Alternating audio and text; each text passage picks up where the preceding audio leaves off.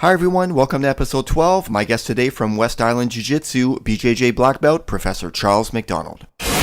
It's time to high five and fist bump. A jiu-jitsu podcast for the everyday grappler. Let's talk subs. Let's talk positions. Let's talk dominating the mats. Welcome to the Let's Talk Jiu-Jitsu podcast with Raymond Terrence.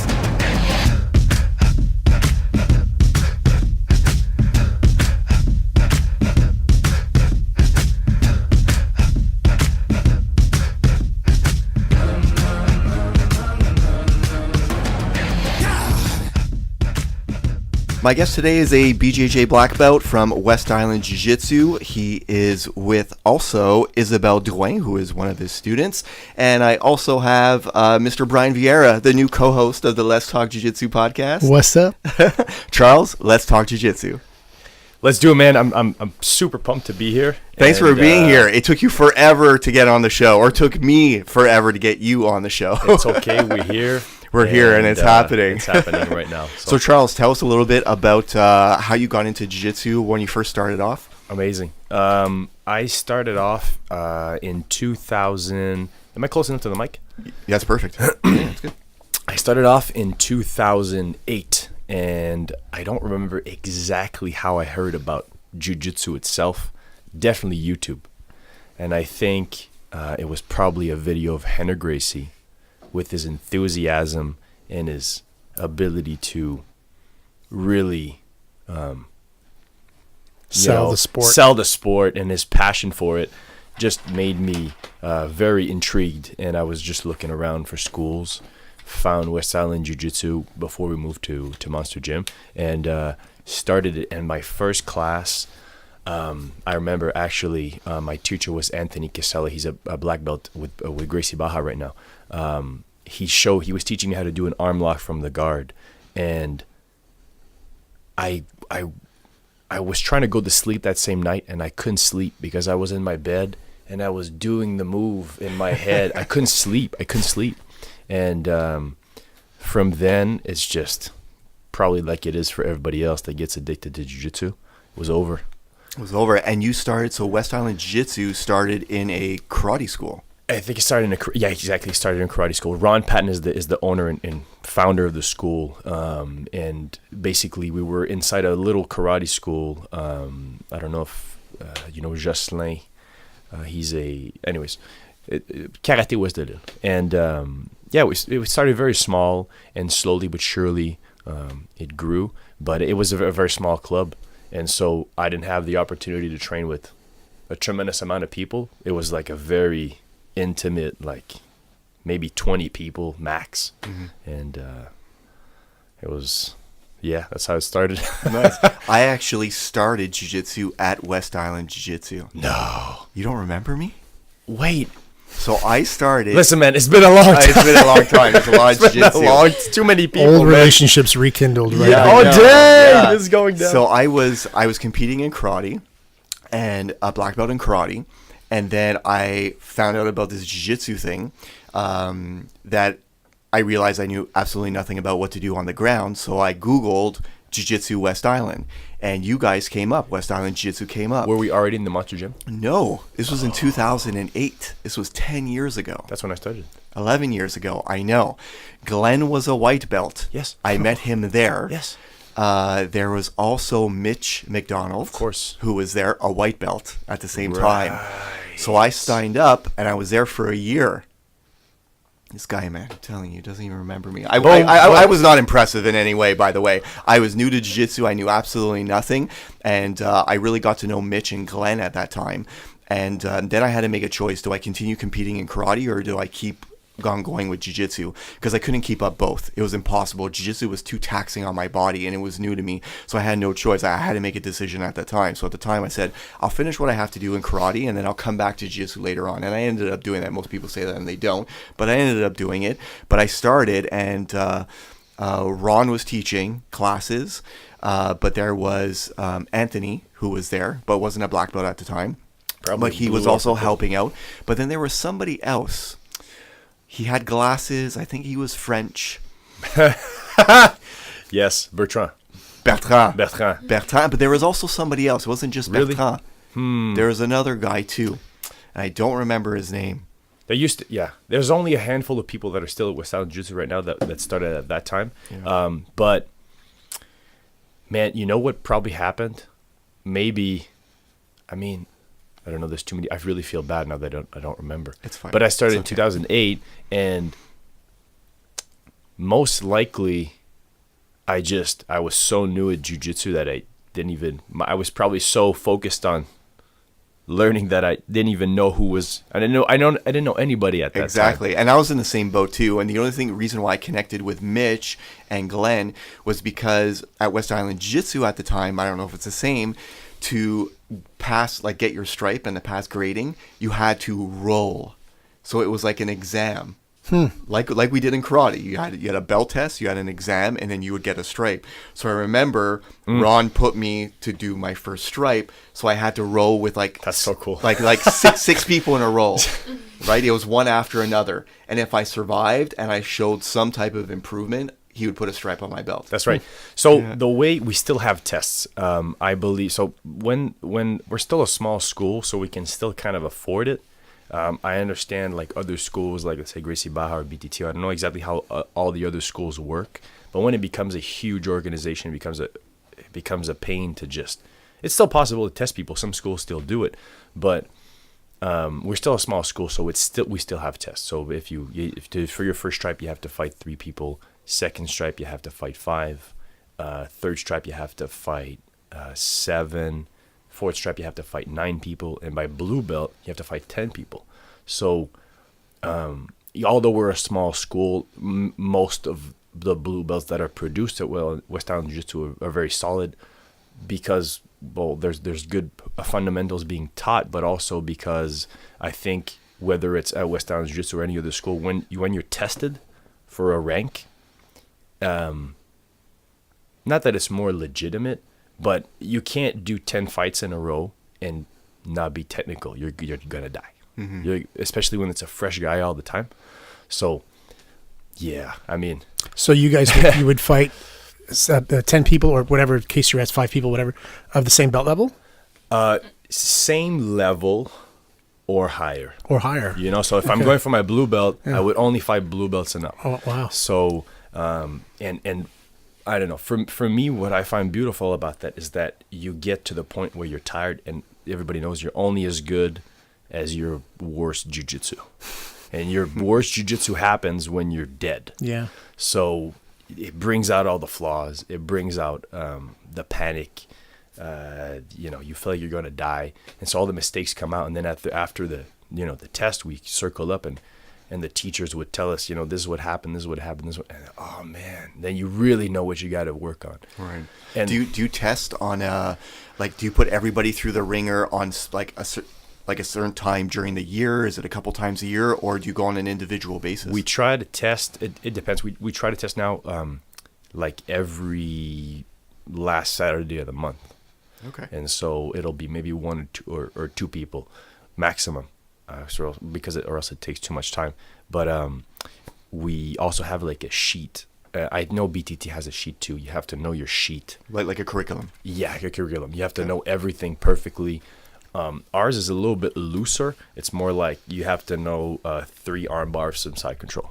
You have to know 2 escapes from. It can be whichever one you want, but you have to know a certain amount.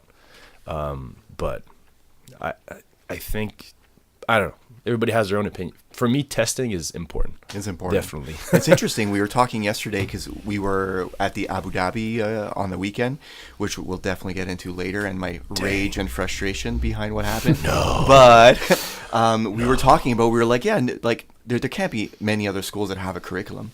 I mean, when I went around schools back in the day when I was looking for a school, I didn't find a single one that had a curriculum. So it's interesting to see that there's somebody else that actually has something down on paper where students can follow a set amount of techniques to say, well, I need to know this to be able to move on to something else. Correct. When it works by attendance, it's good because if the student shows up and he's very diligent and persistent and disciplined and he's actually there to learn, great. Mm-hmm. But sometimes people just show up to show up.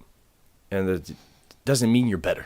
Right. You know what I'm saying? Yeah, and that's the big conversation that we've had in the past, right? About attendance versus the instructor, the professor evaluating the students, right? Yeah. So It's more work. Yeah, because if not, it's more work. You got to keep track of everybody. And who says I'm actually going to go to class and actually do anything? You know what I mean? I could just go to class and just hang out on the mat and chat and this and that.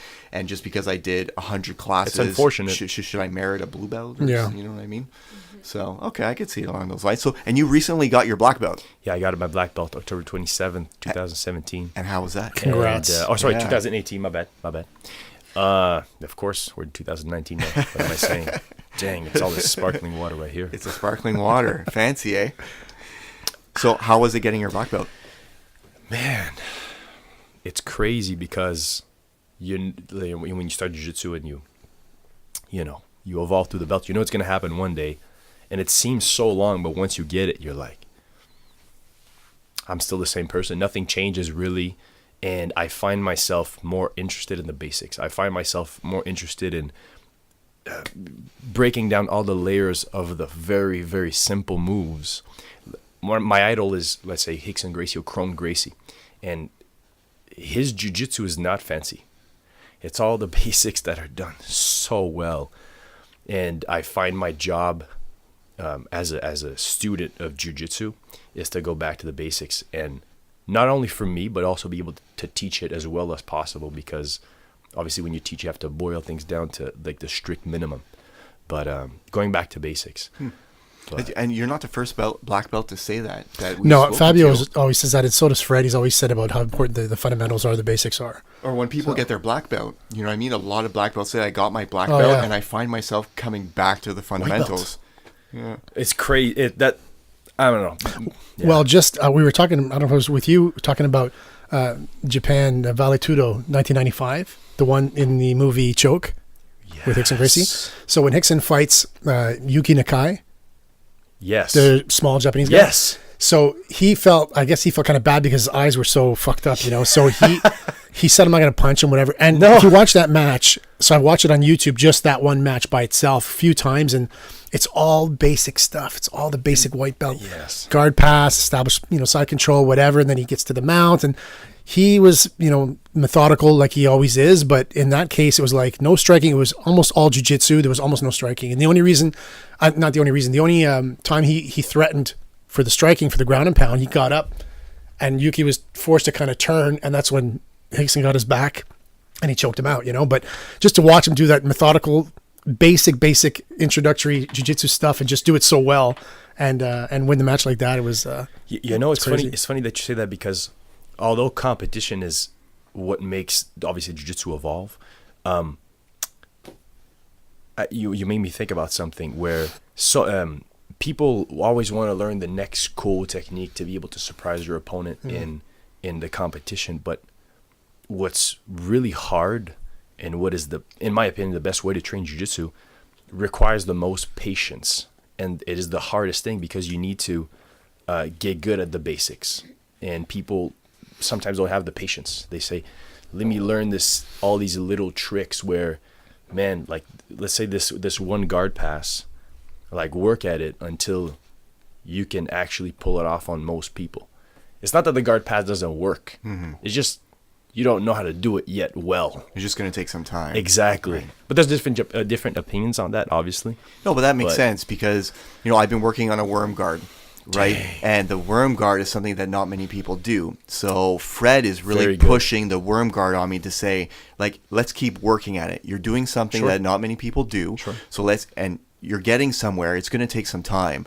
And then for some odd reason, I don't know how Facebook knew about this conversation, right? But all of a sudden, I get an ad. Yes, the Keenan Cornelius worm guard that encyclopedia that just came out. Yeah. And then I clicked on it. I was like, well, this could be interesting, right? It's like 6 hours of worm guard and all these variations, but it's like $250 American. And I was like, do I want to pay right now something that I'm just starting to do? It's a cash grab. It is. Ooh, it's a lot of money. It's a lot of money. Talking about a crazy guard, man. Yeah. How do you find that for yourself? Like, you're able to You understand it a little bit? I understand the basics of it. Like, I know where I need to wrap the lapel. I know where I need to put my leg, and I see the potential of sweeps and this and that. But it's after I sweep, right? Because I'm holding that lapel under the leg, I get a nice sweep, but then I have to let it go, right? Because I need to solidify my position. Right. And it's letting all that go to be able to come on top, which is the hardest part about the worm guard. It's not the actual setup of it. You find ways to get it. It's once I finish doing my worm guard and I get to where I want to be, how do I solidify the position? Because my hand is around his leg. I have my leg through the lapel. My other hand is posting or grabbing his ankle. So I have to let almost everything go to get my underhook and my crossface or wherever I end up. So I think that's the hardest part of it right now. But I just started working it. It's been maybe about a month and a half. And I know it's something that I enjoy and something that will be fruitful. It's just like you were saying, to your point, where it's something that's going to take time. It's not like a night and day. I'm going to fail, and eventually it's going to come together. It's probably not worth $250 to get a 6-hour Keenan is instructor. legit though, man. He You is. can't. I know. It's crazy because like these techniques, I roll with a couple of guys that are very good at all this lapel stuff. I don't do it because, like, if I can punch you in the face, I don't like it. Right. You know what I'm saying? Like, if I can get punched in the face, I don't like to practice it. But I've rolled with a lot of guys that do this guard. And one of my friends, he's from Gracie Barra, actually, Andrew Racine. He's actually from West-Island Jiu Jitsu originally. Now he's with Gracie Barra. Amazing competitor, amazing fighter. He has very, like, loose lasso guard. I don't know, there's so many names. He also does the warm guard. It's extremely frustrating. Extremely frustrating. Yeah. You're just all caught up and you're just, man, like. But let's say, and I have to say, I'll say it now, that your jiu-jitsu is extremely high level. There's no. I know you're humble, but every black belt that I speak to and everyone that I've spoken to, these are black belts. When I mention your name, they say this guy's jiu-jitsu is high level. That's crazy. I appreciate that. It's insane. And everyone says the same thing, and it's not like you're doing anything fancy. You're just doing jiu-jitsu. And it says a lot about what you guys are doing at West-Island Jiu-Jitsu, because you were there from the beginning and you're still there now. Right? So how do you find your academy stands out? Correct. That's a good question. I appreciate that very much. I still find, in my head, I'm still a white belt. Because like a blue belt will come up to me and show me a technique, and I'll be like, I should have thought and I'll just lie down on my back and I'll go like this, and I'll just think, and then the matrix numbers go. But I think we're a small academy. I think. How many members are you guys now? Something like, it varies. It goes up and down. Maybe 70, something like that. Nothing crazy. Okay. It's a small academy, but obviously, the person, like, for me, if I want to compete, like, we have a lot of white belts and blue belts and purple belts, some brown belts. We're not a huge school, so for me, if I want to get a really good challenge, I'll roll with my partner Kevin. Kevin is amazing, but then again, I'll have to put sometimes with all my students one hand on my belt, no hands. I've been doing this recently where you hold tennis balls in your hands, so you can't grab anything While rolling? While rolling. And if you drop the ball, I lose. If I drop the ball, I lose. That's really interesting. Because here's the thing. When you grip people, I don't like relying on grips because it breaks my fingers. Because it's not energy efficient for me.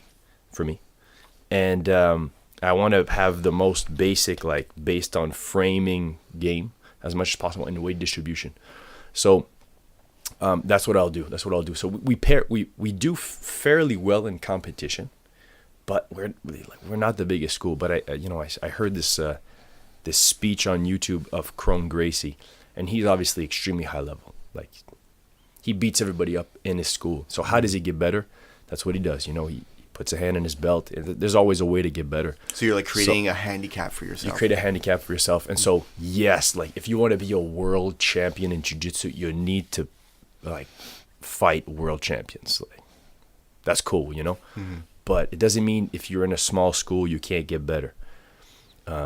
Which, many people will be like, you need to stay in one school. I don't believe that. I still believe you need to cross-train. So, some of my students come up to me and they say, I'm training at TriStar, I'm training at BTT, I'm training at Gracie Barra. I'm like, good, amazing, great.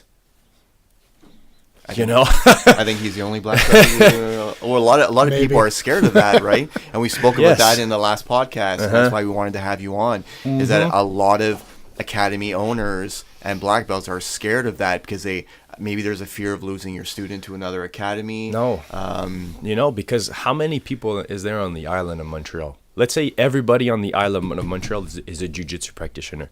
There's way enough people to support all the businesses. It's all good. So like, you're a grown ass man. I'm not gonna tell you where you can train. Right. My job as a business owner or like a jiu-jitsu teacher is to do my best, have confidence in what I teach. If I'm doing a good job, I should be successful. Period. To me, anyways. So I think I've heard horror stories where like, and I'm not naming names. I don't know who does this specifically, but I've heard stories of certain coaches like, if you go train somewhere else, like, It's bad. it's bad. Yeah. I understand. Maybe it's in the I know in Portuguese or in Brazil they called it creonche or something like Yeah. that. Somebody who would like, and I understand Trainer. I understand the idea because I still believe in being loyal to a school. You know what I'm saying? Like West-Island Jiu Jitsu is my house, it's my home, and I'm going to represent them. But that doesn't mean I can't go to 10th Planet and get tapped out over there. Go.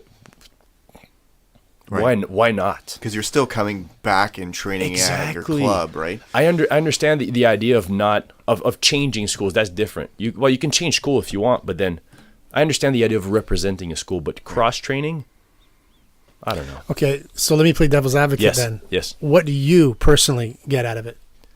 What do I get out of? Yeah, let's say you go to 10th Planet, whatever, and train for a day. What did you get out of going there? Me myself as a teacher. Or Yeah, I as can't a, ask you to say, what does everybody get out of that, doing that? What if you were to do it, what would Correct. you get out of it? Like, getting tapped out. okay, by phenomenal. different people? Is that what it?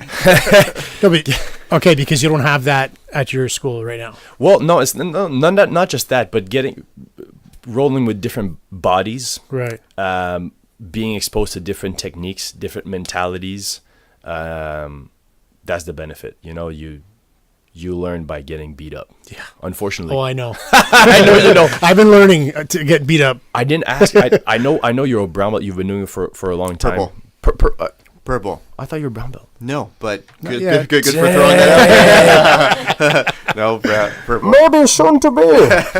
Purple. Brian's a purple. That was a belt pretty good also. name. Nice, I nice. guess. That's my favorite impression, man. I do it too much. Honestly, I'm gonna force myself When you not have to a do mic, Bane. you got to take advantage of it. Sounds even better. I'm gonna force myself not to do it because I do it all the time. Ask her.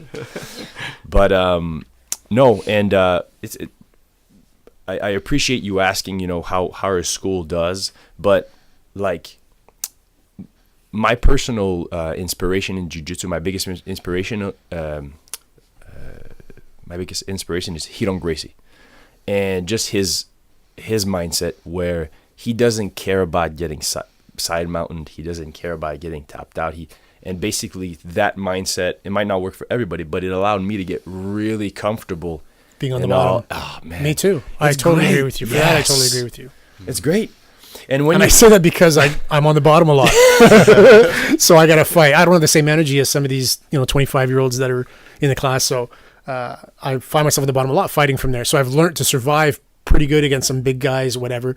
It's just that at some point I say I got to start working on getting, the dominant position again. and it's okay to not explode out of something. Sure. You do it for like you're in a competition, you need to get out. It's all good.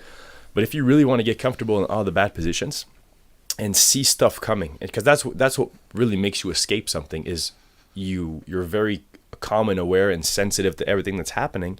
And when the Kimura is happening, the armbar is happening, you're like, the Matrix. You see it coming because you've been there and you force yourself to be relaxed. And then once your defense is so good, you're more energy efficient and you're not afraid of losing the position because you know you're going to get out. Yeah. And then you get out and then the other guy's tired and then you're on top and then you go to town. You know what I mean? So, And you find, I guess, cross training too. Or another benefit would be the fact that you're training with different types of people from different clubs that you don't see on a regular basis. When you end up competing, I guess your stress level is a little better, right? Because you're used to Yes. training with different types of people. Yeah. So maybe you're. You have a lot more. I have a little bit of experience competing. I didn't do that much. I know you competed at all. I don't know if you competed at all as well yourself. Once. I'm 45, so It's all good, man. It's all good. Yeah. It's scary for injuries. Yeah. But But you recently I'll tell you competed about my and injuries. did very well. My one competition that I got. I only fought 2 guys, and they were super tough guys, and I was kind of lucky, I guess. And I'm not lucky. You I was. You won. I won. Yeah. I did my best, but no. I mean, I'm slowly discovering that it's so much more like competition, is so much more mental. Like, and in the middle of my matches, I kind of slowed down, and I just tried to tell myself, because when in Ontario Open, I was still a brown belt, competed at brown belt, and I put so much pressure on myself to do well and to perform, and I think I drained myself. I had no more energy. Whereas at my last competition, I just tried to change my mindset and say, okay, you're at somebody's academy, and you're just rolling, but points count. Oh my God. Then my body just, for some reason, responded super well. So hacking the brain, if you can find a way to hack your brain, Yeah. I don't know how you guys stand on that. Well, on that. I do the exact same thing. I compete often enough, and I have to say that I'm always shaking just thinking about it. Yeah, I always go in very mellow. I assume that it's just another role. I'm not the type of person who could put music on and get all hyped up, because it makes me nervous, Yes. and I can't do what I'm there to do. So I treat it as just another role. And I have to say that this weekend, the first match didn't go according to plan, which we could talk about after. And my second match, I was so psyched out by my first one and so pissed off that I wasn't concentrating on jiu-jitsu in my second fight. And so when you talk about a mind game, So your mind's not there. your mind's not there. So how are you supposed to do jiu-jitsu Impossible. if like your head isn't right? You know what I mean? And I have to say, the other guy beat me. Wayne from West-Island Jiu Jitsu. He was my second match. Gracie Baja. From Gracie Baja. Yeah, Wayne Not from from Gracie West-Island Baja. What did I say? You said from West-Island Jiu Jitsu. Oh no, That's okay. Yeah, from Gracie Baja West. Wayne. Yeah. So he. Mr. Wayne. Yeah. Sorry. He's a great guy. Great guy, and he beat me 5-0 fair and square. But I was not there. I was still like super pissed off from the first match. So like the whole mindset thing is really important. And we spoke a little bit with Francis Gumby, who also lost his semifinals match by a decision, and where everyone was roaring and saying that he should have won and this and that. But when we went to eat afterwards, he was saying Fabio was there too, and he said the issue with Gumby in the past was the reason why he was losing because it was in his head. He was having like mental issues when it came to jiu-jitsu, and that's why he was losing. It wasn't because his technique wasn't there. Crazy. It's just his head wasn't It's there. the anxiety. Crazy. Yeah. Well, like John, like my son.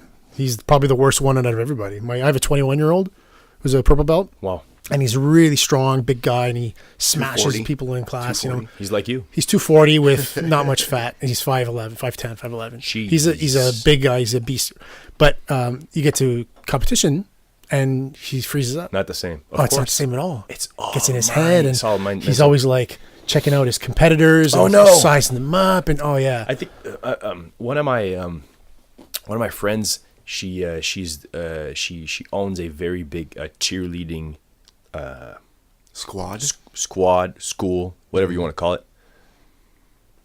Anyways, they like the high level cheerleading, like they're world champions. Black belts of cheerleading. Black belts.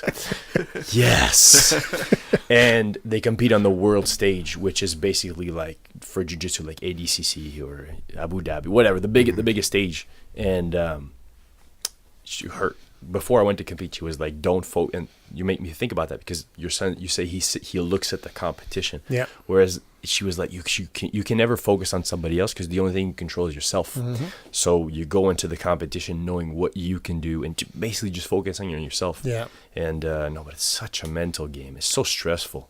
Man, I go to the bathroom probably like 15 times when I'm competing. I was like Will. Will did the same thing. Yeah. Can't. Oh man, I'm always going to the bathroom. Yeah, but I think Will because he does a dry scoop. Have you heard of a dry scoop?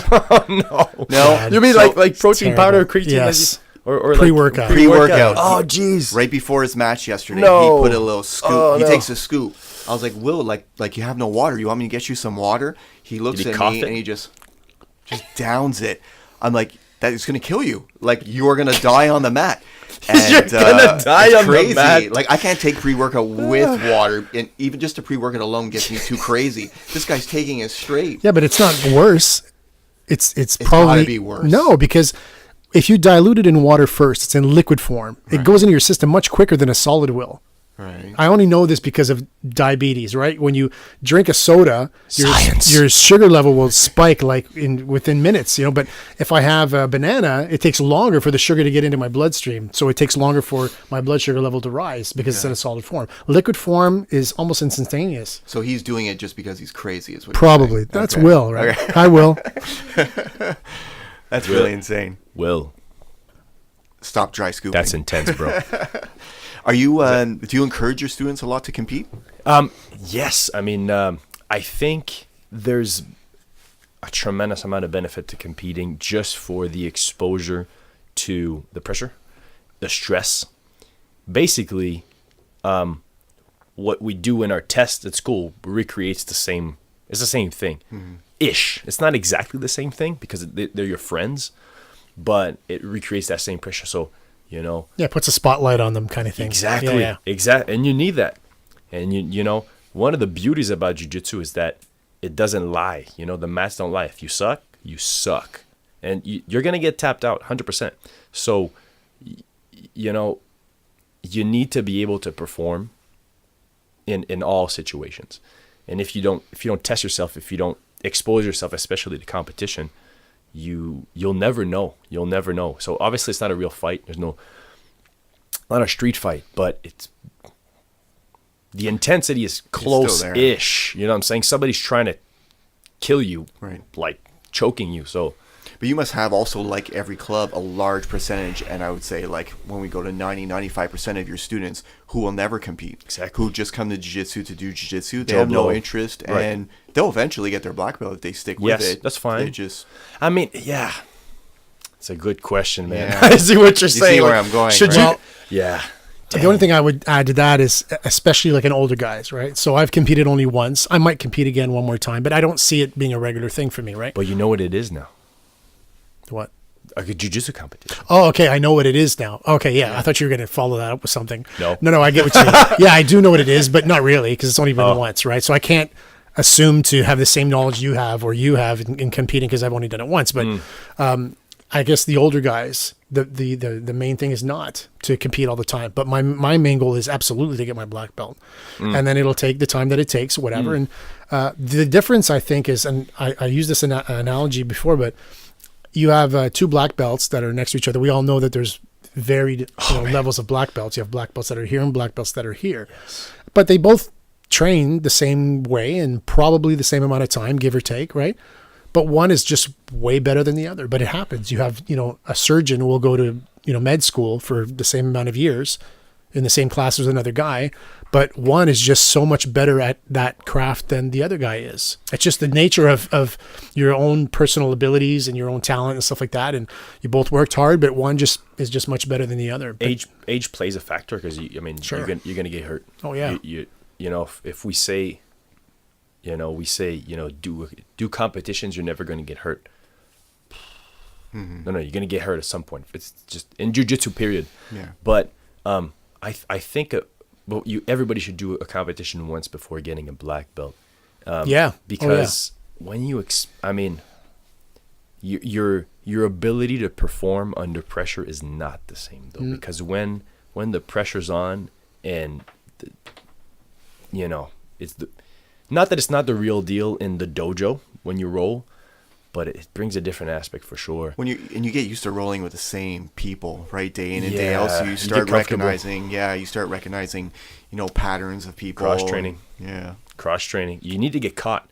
You need to get caught in a submission. Yeah. Like a lot of people get tapped out and they get frustrated, whereas it should be the absolute opposite. If you love jiu-jitsu, if you get caught in a submission, you should be ecstatic, pumped. If somebody catches me in a submission, there's like a fire exploding in me. I'm like, yes, I have something I need to work on. but because the technique, it's not, the other person didn't tap you out. They did. you made a mistake, number one. Number two, the technique works. So it's just a technique, but you're just in a place to learn whatever's being caught on you. I guess you can't evolve in jiu-jitsu either if you're never getting tapped out. How are you supposed to evolve? Yeah, right? It's funny that you say that. I mean, you mentioned some people go from white belt to black belt without ever competing, which happens. Which is I didn't say that. There's some people that go from white belt to black belt that never compete. I'm saying the older guys that start at 40, 41. Oh, of course. They might not compete. It makes sense. Before they get to black belt. It could happen, right? Like myself, I'm 45. By the time I'm going to be black belt, I'll be in my 50s. 80. Yeah, 80. In my 50s. And will I compete again before then? I want to say yes. Within the next couple of years before my body gets to a point where I just can't do it anymore. Right. But I'll compete another time or two, and there'll be less and less people as you get older. There'll be less and less people guys, in your divisions. Yeah, they're going to come up with Masters 12 and Masters 15. There's different philosophies, man. I mean, like some people just want to do jiu-jitsu literally to just, man, I'm in a road rage situation. Somebody pulls out of the car, they want to beat me up or have to defend my family. So just learning how to defend yourself, which is 100% fine. And like I know in the with the Valencia brothers or certain schools that are maybe more on the Elio Gracie side where they kept like everything super traditional and super self-defense. You can get a black belt purely on self-defense. I know Helson Gracie awards black belts in Gracie Jiu-Jitsu if somebody is really proficient at all the self-defense moves and can, most likely that black belt can roll as well. But,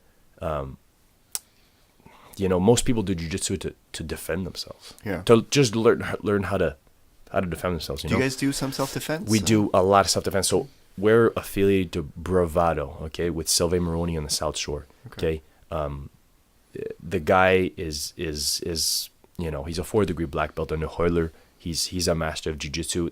Sylvain's an encyclopedia of jiu-jitsu. And he has a club in the South Shore? Yes, he has actually many affiliations, many schools affiliated to Bravado.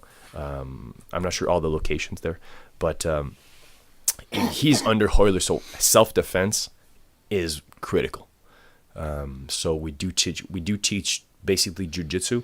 Like Henry Gracie always says, there's filters, right? So if it's not energy efficient, it's not Gracie Jiu-Jitsu. If it's not street applicable, it's not Gracie Jiu-Jitsu. If it's not natural body movements, it's not Gracie Jiu-Jitsu. Obviously, the sport evolves and there's so many new moves and all that. But let's say I'm going to teach a class, I'm going to teach a certain technique, like a takedown or something. I'll say, hey, here you may get punched in the face, or always that aspect of can you get punched in the face? Right. It's to me is important because the day there's some people I've heard somebody getting their purple belt, their brown belt in jiu-jitsu. You see it on the internet. They get into a fight and it works, but there's fundamental basics that you learn in self-defense when you learn purely Gracie Jiu-Jitsu self-defense. Mistakes that are made when you learn only sport. Mm-hmm. And there's a big controversy between, like, I heard at some point, like, the Mendes brothers saying, sport jiu-jitsu is enough for a street fight. Maybe for them. Mm-hmm. There's such a big debate on that. I know what your position is on that, but well, I think I think both are important. Yes, they're just separate. They shouldn't be one is better than the other. It should just be the two different things. I believe one the is same for thing. sport, and our intention is not. I need to do this because some guy's coming after me. I'm going to get attacked. No. So can I do some sport jiu-jitsu? Of course. No, it should be. I need a self-defense class, and that might not even include jiu-jitsu, right? But jiu-jitsu with self-defense absolutely is a great way to go for that too. Mm-hmm. Yeah. And I think there's a lot of schools that are swaying these days more to the sport jiu-jitsu just because it's more in your face now, and leaving the self-defense portion on the side, saying that we'll just rely on what we're doing on sports jiu-jitsu and hopefully they'll be okay. But in reality, and it's like it's a pendulum because we went from like super traditional, like the Gracies being like they're ready to fight at any moment to represent their art, and it's just no holds barred, valetudo, crazy, super street, and then it goes all the way to berimbolo all day, which is, and I'm pretty sure you could berimbolo somebody in a street fight. I'm sure it could work. But you may get punched in the Probably face. get punched in the face. And then with combat jiu-jitsu, oh man, a lot of techniques are getting thrown out the window. And then we're kind of finding a middle ground where, the jiu-jitsu community seems to be kind of getting some du recul, if you will, like backing off and seeing, man, like there is a difference between a pure sportive techniques that doesn't take in consideration distance management and one that does. And combat, I love watching combat jiu-jitsu. I don't know for you guys, but I love seeing, jiu-jitsu going back to what it originally was. Well, there was a combat jiu-jitsu on the weekend. I didn't watch it because we were in Ottawa, but I saw on Facebook this morning, this girl that I have on Facebook, I'm trying to remember her name. She won the combat jiu-jitsu, like her female division, I guess. And she's like, didn't need any combat jiu-jitsu. I just armbarred. What? That was her post. Like she didn't need to slap anyone. She just armbarred the girl. That's great. Which is kind of interesting. Yeah. Right? Because it can happen. Do you know anything about her training, about her background? No, I would have to dig a little bit. So she might be a person that never did combat jiu-jitsu, always just focused on regular jiu-jitsu, sport jiu-jitsu, and then started combat a little bit to get ready for the tournament. Right. And then the tournament came in and just her instincts took over and she didn't slap. She went straight for the armbar. Yeah. Right. That's possible. Yeah. Did Eddie Bravo start combat jiu-jitsu? Yeah. Okay. Yeah.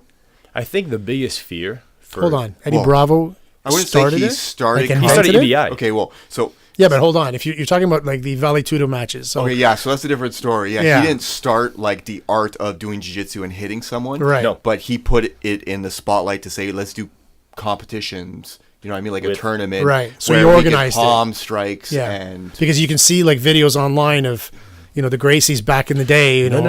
in Brazil. I'm and they're saying combat jiu-jitsu as in the newest form. the of newest, like the organized combat version of it or jiu-jitsu. whatever. Yeah, that would be him. Yeah. Yeah. I think the fear, even for somebody somebody like Eddie Bravo, who's like super not out there, but he's super creative and he's inventing. He's part of the reason why jiu-jitsu evolved in a way with all this rubber guard and this 10th planet stuff. He's a genius. But even like somebody like that, who's very keen into making jiu-jitsu evolve. I'm assuming the fear is that jiu-jitsu, the biggest fear is that jiu-jitsu gets dissolved into a not effective martial art. That's the fear, right? Right. Where it's so like, and judo, don't get me wrong, judo is extremely effective, but it's such a sport now that, because everybody wants to be impressed by the ippon, the ippon and the super big throw, that the combat aspect sometimes, they stop when they get to the ground. Yeah. Where a real fight keeps going. Well, I don't hear, or maybe it's just not in my circle, but I don't hear judo guys being like, I could beat, an MMA guy or whatever on the street. Like, I'll just grab him and throw him not the and put mentality. him on the ground. Yeah. It's not the mentality. Yeah. Whereas the mentality of jiu-jitsu is like, oh, you want to go? Yeah. Let's go now. I don't care if you're bigger, stronger, faster. Yeah. Survive, control, submit. Here we go. Yeah. So, Question for you. yes. Do you think purple and brown belts should be refereeing tournaments? Whoa. Let's get into it. Okay. So we're going to get into my weekend because I have things to get off my chest. Oh, I want to hear all about this. So give me your point of view. Should purple belts and brown belts be refereeing matches at tournaments? I think it's kind of a loaded question. It's a Oh, it's a man. very loaded question. So, And it could... may I understand what happened Okay. before I say anything? Sure. Because So I went to Abu Dhabi, super prepped, slept in Ottawa the night before to feel super good, even though it's only an hour and a half away from here. Woke up in the morning, felt super great. I go into my first match. I play a lot of Margarita guard. So I'm on the bottom, I don't even know what that is. like a knee shield. There's another name for it. What the hell is it? Z guard. oh, no, okay. Z-Guard. Really? Z guard, where you're Z guard. Okay. Yeah. So... He knows better than me. Anyways, so I'm on the bottom. So I'm in bottom half. Okay. There we Tequila go. guard. So I'm in bottom half. The guy is barely attempting to pass. Like, he can't pass my knee shield Stalling? that I have. Yeah, so the guy's not going anywhere. He gets up on his feet twice and comes right back down on his knees, right? He doesn't even sidestep to try to come around or anything. So he's basically in my half guard. I'm on the bottom, he's on the top. He's not getting past my knee. He can't grab like my collar, he can't bring my head, and he doesn't do anything. He's basically in my top half for 6 minutes. I get 3 Kimuras where I lock onto the Kimura, but I can't turn my hips. He has his knees like, they're like two, I can't find a way to turn my hips so I can get the Kimura over his back. But I have it locked on fully 3 times. So I understand like there's no advantage. Like I can't get an advantage for me just having my hands locked onto his arms. There's no real danger. Right. But I'm being the aggressor. You're moving. I'm doing You're something. doing something. He's not. I'm doing something. Okay. I find out, so him and the referee are buddies. Two Brazilian buddies. Well, they train together, no. right? Yeah, They train 2 together. Brazilian buddies. My French, I'm going to make you win today. There you go. So I end up getting up. So the match ends, and I'm like super confident. I'm like, this guy's toast. He didn't do anything. Did barely moved. I was like, I locked on. I couldn't finish, but at least I was attacking. We finish, and like I could feel his arm, like the ref's arm, like he has a stiff grip on me. I'm like, he's totally lifting on my arm, and he lifts up the other guy's arm. What were the points? 0-0. 0-0. It was a ref's decision. It was ref How decision. did you get on the ground? I pulled half. And you okay? Yeah. So he lifts up his arm. I'm like baffled. We go off the mat. I walk right back onto the mat and I go see him. And I say, can you explain to me how I didn't win that match and how you gave him the match? He walks right by me and doesn't say a word to me. So I go put on my socks. I go back to see him. I say, can you please tell me just anything how you gave him the win if I'm the one who was attacking, went for 3 Kimuras, and he just stayed in my top half and did nothing? Why did you give him the win? And he didn't answer me. So it turns out he's a brown belt, which, again, belt, whatever. It was his decision at the end. It's just frustrating for me that I was attacking and being the aggressor and, over something so stupid as the guy's on top, so I give him the win, even though I was the one attacking. So I bring up the question, should purple belts and brown belts be reffing matches, or should it be strictly black belts be reffing matches? Would I have had the same issue if he was a black belt and he was his buddy? Probably, right? Ray, I love you and I'm on your side. Yeah. But I think it's consistent. Now, again, I don't have a lot of experience. I've been to a lot of tournaments, whether it was for my kids or whatever, watched a lot of matches. Phil, good friend of ours, right? One of our instructors is a ref, high-level black belt ref. I know, yeah, Phil Siegel. Yeah. So, and he, just to, reiterate what he said in our chat when you guys were talking about it, Yep. He said locking the Kimura doesn't give the advantage, right? Right. Okay. I don't think he only meant the advantage. But he I think he also also said- meant the advantage to make the decision in the favor Yes. of the guy. But he also said, If you were more active, that's what he said. I should have gotten the win. Okay, but you on the bottom, does that automatically make you more active? No. Right? No, but me attacking is making me more active. But then you go to the rule where locking the Kimura doesn't give an advantage. It's not considered attacking because then anybody could just... No, he's talking about advantage point, though. Okay, but I think he would say the same thing, and we'd have to ask him to say, it doesn't give you an advantage in any sense. In other words, it doesn't make my decision in your favor. So I don't know a lot about it, but what I've seen, and I can count in my head a few, like the number of fights that I remember, where the guy that was on top, including this scandalous fight with Gumby that he had, the guy was on top. They This gave weekend the again, They gave 2 the brown decision to belts. him. They didn't give the decision to Gumby. Again, it was the thing Even where though Gumby went for 2 singles, stood up, but he was on the bottom the entire time. Yeah. The ref gave it to the other guy. and because they said the guy was on top. And then they said because actually I talked to Fred afterwards and he said it's because his butt didn't touch the floor. He goes, so if his butt touched the floor and gets up right away, even if it's just for a second, then he would have got an advantage for that. But even without the advantage, Yeah. he still... Well, there's got to be some kind of way to measure, right? Maybe that's what the problem is. And Charles, It's so go. So this is very interesting. Man, this is why I love winning by submission. There's no question. Because Do you know why? But do you know what's funny? The funny that you say that, because 2 weeks ago I went to Grappling Industries, submission only, no time limit, no ref decision. So it's a tournament that Grappling Industry hosts now. That's where it happened? Yeah, in Boston. No, I went 2 weekends ago. So I competed in 2 tournaments in 3-week period, right?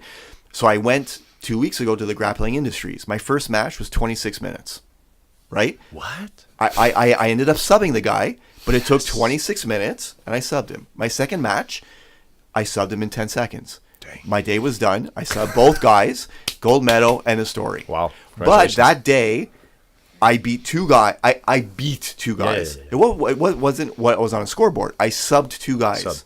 Ultimate victory. Right? I go to this tournament. I don't sub him. He doesn't sub me. It's 0-0. The ref has to give a decision to somebody. Yes. Right? So that's why yesterday when we went for supper, I was talking about like how I like the first time I did this sub-only event 2 weeks ago, that I really like it. If I were to compare a points tournament and a sub-only, this is me personally, I prefer I'm starting to like the sub-only because there has to be a decision. If the guy would have subbed me, I would have been, you were better today than me. Great job, you subbed me, that's it. 2 weekends ago, that didn't happen. And it could have happened later on. But yesterday, it wasn't he subbed me or I subbed him. It was 0-0, and I had to rely on a brown belt standing on a mat to lift up somebody's hand. See, I think the issue is so much bigger than just the ref, because like you said, like, you know, it could have happened if the guy was a black belt too, if his friend is fighting or whatever. Right. But, you know, I'm coming back to Cron Gracie. I heard an interview of him getting really annoyed with everything that's IBJJF because Cron Gracie's a submission chaser. He doesn't want to beat you in points. He wants to tap you out. Keenan says the same thing. Yeah, and he doesn't mind losing by points, trying to go for the submission, and that's the problem with the whole, not the whole point system, but with competing, is that it's a game. It's not, you're not looking. People can win. You can be really good at the game and not necessarily have a submission game and win competitions in jiu-jitsu. Mm-hmm. And so, man, I don't even know what to say to that, because. So I was just going to say, you know, so that, to me, what that says is Ray prefers something that is maybe more representative of a real fight. Yes. Maybe. Like the sport thing with the points and the ref's decision, whatever. It's all very, there's a lot of semantics. So I like the idea of there being an official decision by either me or my opponent on what happens. Yes. You either beat me or I beat you. Well, that's the only decision. Right. There's no outsider an absolute saying, decision. Yes, an absolute decision. I like that. Yeah, not official. Official could be an official that you made an official decision. So an absolute decision. An absolute decision without, you can't debate it. That I control. Undisputed. And I control the entire thing. Yeah. If I screw up, he wins. He screws up, I win. I agree with you, because even myself, because like I said, I find myself on the bottom a lot and just too tired to bother protecting the guard. And so sometimes I'll pass it, I'll figure out from there. And I'm able to regain, top position, and I try to sub, and I can sub them or whatever. So I'm with you. The point thing is I would lose more often than win. But for a sub thing, I might do a little better, Mm-hmm. So.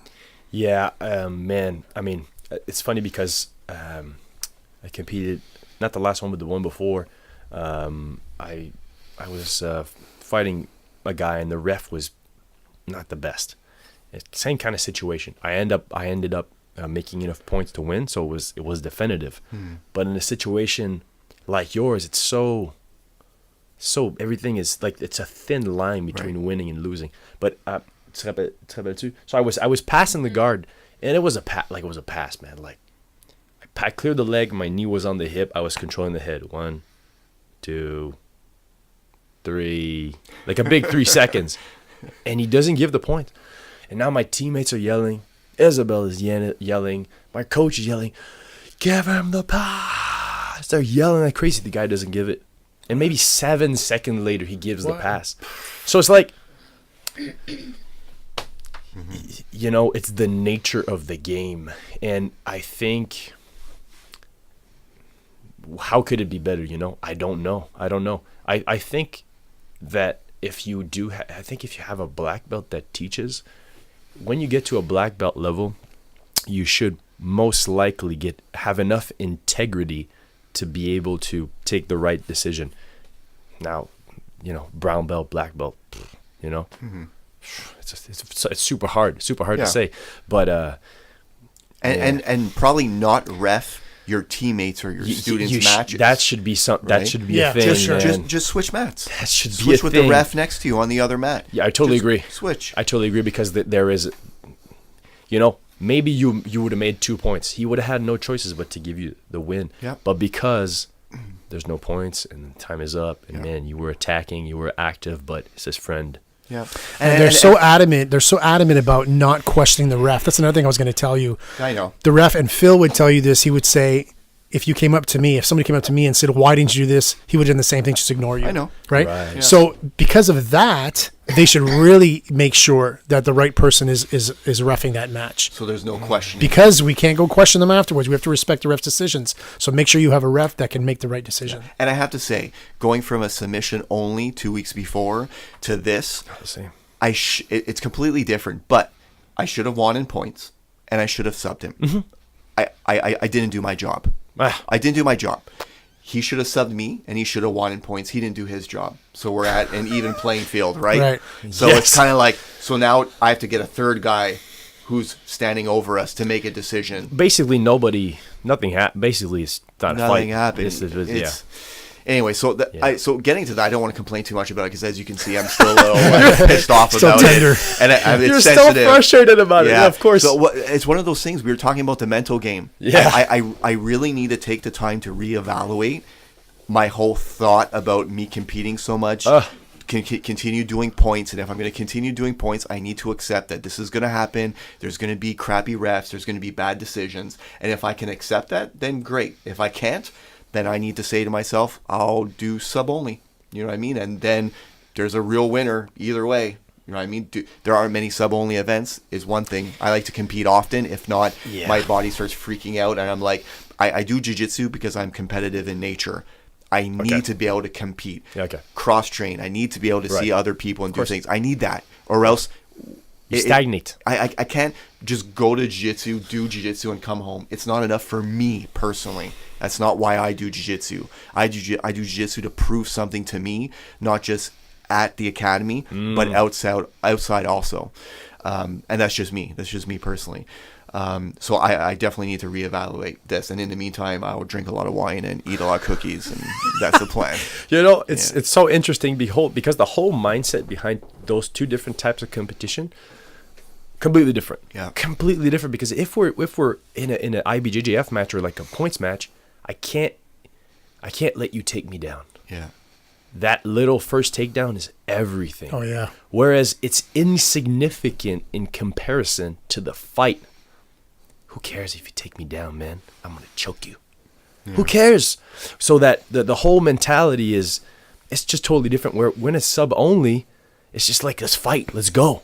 Yeah. You chase something. You chase what really has meaning, which is the submission.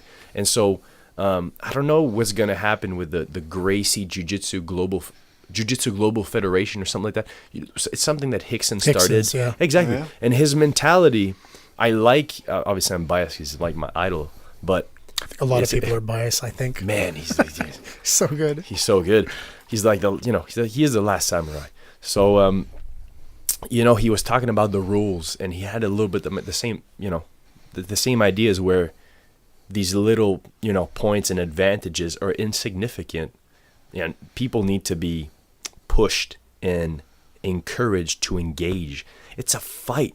If you win a fight by stalling, you didn't really win the fight, bro. Mm-hmm. You didn't really win the fight.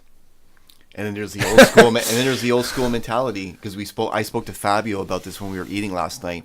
Because he wants to host a tournament coming up in June. And I said, hey, have you ever thought about doing a sub-only event? And his answer was, it would take all day to do it. But he's never been through it. I mean, Grappling Industries had it down. Everyone was out by 6:00, and it was sub-only all day. Grappling Industries is, from what I've heard, I mean, I've been there when it was Montreal Grappling, and it evolved to Grappling Industries. Yeah. they're tight. Yeah, they're doing it.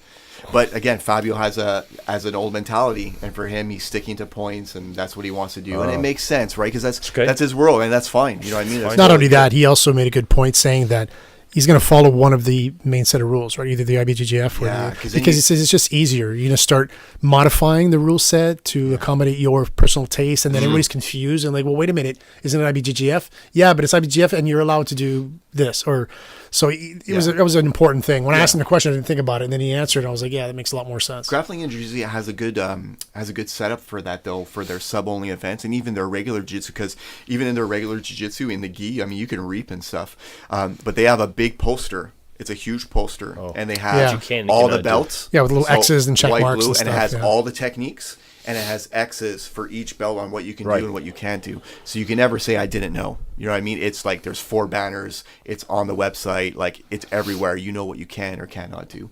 But, yeah. Whoa. So that's interesting.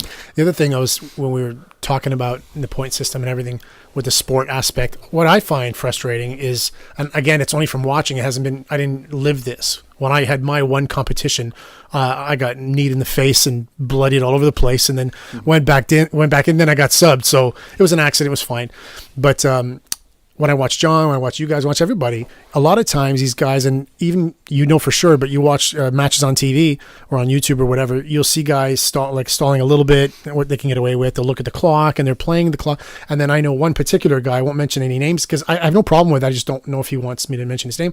I see him and I'm sure there's hundreds of guys that do this, but they'll get that little advantage, even though it wasn't a real advantage, because just in case we end up being in a tie, I want to have that advantage point to be up. So this all, again, it just defines it as a sport. It's all about being a sport, about a game. It's a game. It's not even about fighting anymore. No. It's, because you reached in for the collars, and I, I'm kind of guilty too, where, there was a white belt or a new blue belt that competed, and the guy that he was competing with was, a little bit static, didn't know really what to do. And I just kept yelling, just continue going for that X choke, continue going for that X choke. He kept going for the X choke. He ended up getting advantages for that. And the match at the end was 0-0, and he won by advantages. So I told him, you see how good that was that you did that? So you kept going for the X choke. It kind of clicked on me when he gave the first advantage. I said, this match is going to end in a tie, and you're going to have the advantage, you're going to win. So I'm guilty of it too. But this is one of the things that I don't really like about the sport, I think I would rather it be more of a sub-only kind of thing. I think you said it perfectly, that I need to ingrain it in my head that it's sport jiu-jitsu. Yeah. Mm-hmm. And maybe I just never thought about it that way. It's a completely different strategy. Yeah. It's a different strategy with a different set of tactics, right? So your strategy is to win the game, win the match by, I got to get points, and I got to get it, maybe lock in an advantage or two just to be sure, make sure I don't get any penalties, whatever. And then this is how I'm going to do it with my little tactics. So it's not worth it for me to go for a sub, possibly lose position, and then lose by points. You're right. Could be. And then I think it would depend on your opponent too, right? What kind of style he is, the size, the whatever, the energy. But then if you go with a sub only like you did, your strategy is I got to sub this guy, I got to win, and I'm going to sub him. And my tactic is I'm going to let him do whatever the hell he wants as long as I can get to that position. Don't have to worry about the points, right? So, what is to you guys the essence? Like, if you have to describe to somebody that wants to start jiu-jitsu, what is? I should be asking you this. Yeah. Dang. But and I apologize if I say dang too much. Okay. It is in my vocabulary now. That sounds like a Henry Gracie thing. Too actually. much, dude. So many people are like, you sound like him. I'm like, I'm not trying. I'm not trying. We watch too many videos. I'm not the only one. I have a lot of my friends. We watch too many videos, and then we become like him. But if I ever see you with a hoodie that flips into a fucking backpack, dude, I'm not gonna let you live that down. You have one. I have. Shout out to Quick Flip Apparel. Oh my god. He's That's all right. Yeah. It was a Christmas gift. I didn't buy it myself. Oh, okay. But you wanted it. It was at the top of your list. Exactly. I got one for Christmas. That's funny. But I wanted to know, what, because for me the essence of jiu-jitsu is what it was at the beginning, where you're not afraid to face somebody heavier than you, stronger than you, and you want to avoid losing. Right? You want to avoid getting beat up or tapped out. You want to be energy efficient. You want to tire the other person out.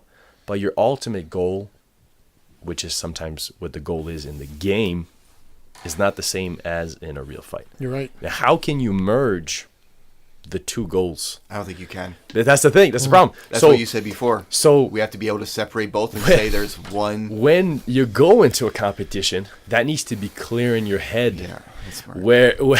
Where it's not a real fight. You're right. And that's all she wrote. That's the way it goes, because if you're in a real fight with somebody, everything that leads up to is for the submission. So your positioning, which is what you get points for in a competition.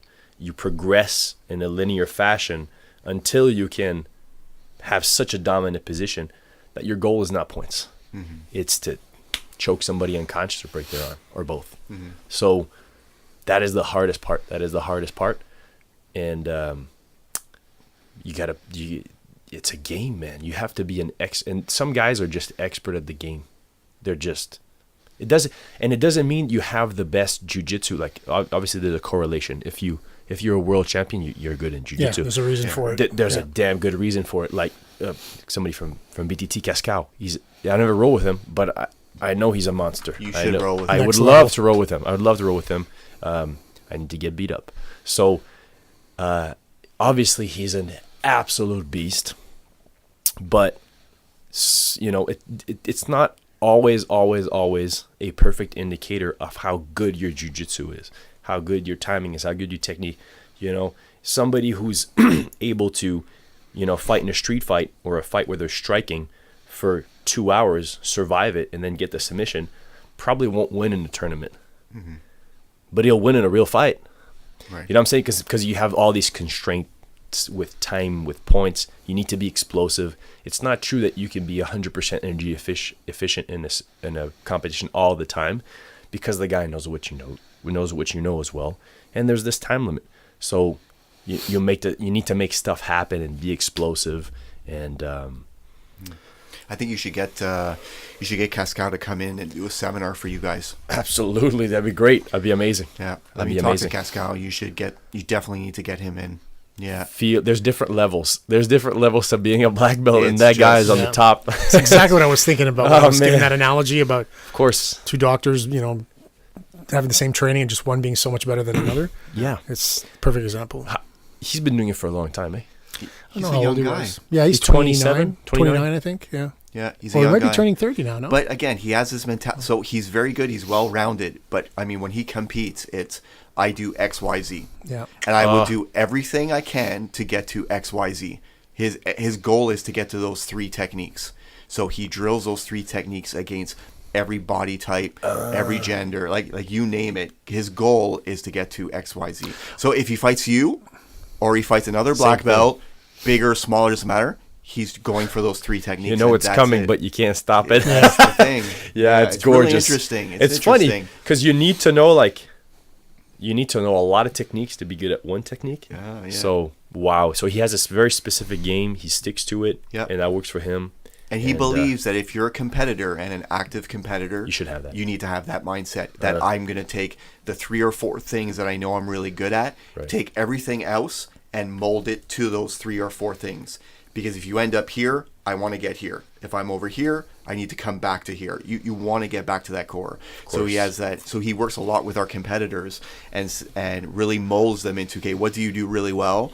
What works for you? Now let's take the rest of your jiu-jitsu and find a way to merge everything together. And he believes that every great competitor should have that mindset. Of course. It's very interesting. Look at Hydra Gracie, cross choke from the mount. Yeah. That's it every time. Takes you down, passes the guard, gets the mount, cross choke. Good night. He's a giant too, isn't he? Yeah, oh my god. You can't stop it though. He's like 6'5". Everybody. I mean, obviously he's not an active competitor in jiu-jitsu anymore, but everybody knew, man, I'm fighting Hydra Gracie. He's gonna choke me from the mouth. Yeah. Let me do everything I can to stop it. Can't stop it. Can't stop. I don't remember who said this, but it was recent in the past years. Someone told me, I don't even know if I'm talking close to something.